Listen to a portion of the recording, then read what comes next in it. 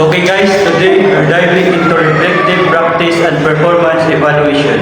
I think these two concepts are really linked. Don't you know? Reflective practice is about looking back at what we've done, identifying what worked and what didn't, and then figuring out how we can improve. But performance evaluation is that structured feedback we get from others, like teachers or colleagues. It gives us concrete areas to focus on.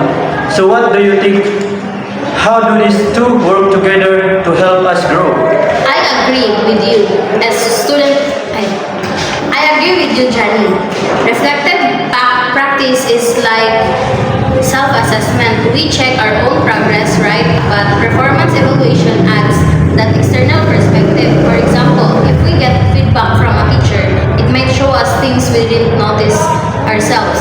It's a full circle process where we reflect and then get feedback to adjust our approach. It's kind of like coaching yourself and getting a coach at the same time.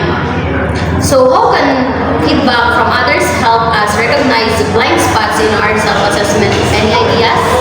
That's a great question.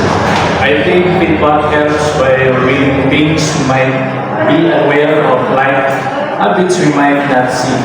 For instance, I once thought I was doing great on a group project, but then peer pointed out I wasn't giving enough space for others to contribute. It made me realize that sometimes I need discussion. So feedback helps us to spot those hidden issues that we can see ourselves. How can we use peer feedback more effectively to improve our group work performance? Exactly. It's important not just receive feedback, but to really use it. We should take the time to reflect on the feedback we get and identify areas to work on. Peer feedback is really valuable in this, especially since peers understand the challenges of the task. But to use it effectively, we need to set clear, achievable goals. Like, if we get feedback that I need to manage my time better, I could set a goal to create a schedule before each project starts. That way, I have a content plan to improve. What do you think is more helpful? General feedback or feedbacks that is specific and tied to actionable goals? Good question. I think specific feedback is way more helpful.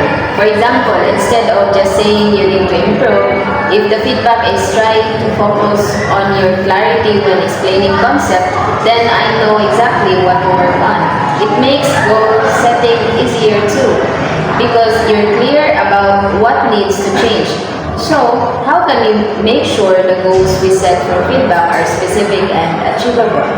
That's where SMART goals come in. Specific, measurable, achievable, relevant, and time-bound. Goals are key. If the feedback says I need to be more concise in presentation, a SMART goal might be, by the end of the semester, I'll reduce my presentation time by 5 minutes and practice clarity by recording myself. It's actionable, measurable, and we can track progress. What challenges might arise when setting SMART goal-based feedback and how can we overcome them? I think one challenge could be making sure the goals are achievable. Sometimes when we get feedback, it might sound like we need to change everything at once, but that's overwhelming. A way to overcome that is by breaking down the feedback into smaller, more manageable goals. Like instead of changing everything about presentation style, I could work on one aspect at a time, like improving clarity first, then tone. How do you think feedback from students can impact an educator's performance? Student feedback is huge. Teachers can use it to see if their content with students are explaining concepts clearly. It helps them adjust their methods to make learning more effective. If students say a certain teaching style isn't working, it can push teachers to innovate and find better ways to engage their class. What would be a fair way to gather student feedback without making students feel uncomfortable or pressured? I think it's important to make feedback anonymous so students can be honest without worrying about it affecting their grade. Also, it should be structured so that it's clear and not just vague comments. If you give students clear criteria to evaluate, like the organization of the lesson or clarity of the instruction, it gives them a way to provide more thoughtful and actionable feedback. How can peer evaluations contribute to a more supportive learning environment? Peer evaluations can create a culture of collaboration where everyone feels comfortable giving and receiving feedback. When we provide constructive criticism to our peers, it helps them grow, but it also forces us to reflect on our own work too. So it's not just about improving others, it's about improving ourselves as well. How can peer evaluation be used effectively in a team setting, especially if some members are more critical than others? I think it's important to set guidelines for peer evaluation so that everyone knows how to give constructive feedback. If the evaluation is focused on specific positive points and suggestions for improvement rather than just pointing out flaws, it'd be more helpful and less discouraging. It's discouraging. How can formative evaluations like quizzes and or assignments help us improve our teaching method before the end of the course? Formative evaluations are super helpful because they give us feedback during the process.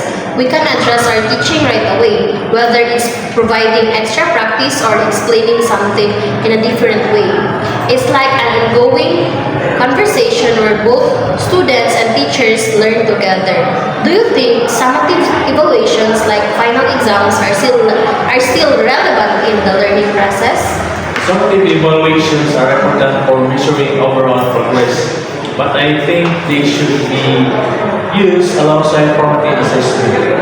Final exam can tell us where we stand overall, but it doesn't give the kind of detailed, actionable feedback that helps us improve along the way. So both types of evaluation are needed. What would happen if we only use summative evaluation and ignore formative feedback? If we only rely on summative evaluations, we miss out on chances to improve during the process. A final exam might show that a student didn't understand the topic, but they might have been able to understand it earlier if we had received regular feedback. It's a missed opportunity for improvement. How can educators create a balance between formative and summative assessments to ensure both ongoing learning and final achievement? Educators can combine both types of evaluation by giving feedback after each formative assessment, then using a summative assessments to measure how well the learning has been maintained. It ensures that students are always improving and getting clear feedback, while still having a final measure of their progress at the end. What role do you think reflective practice will play in your own professional development as you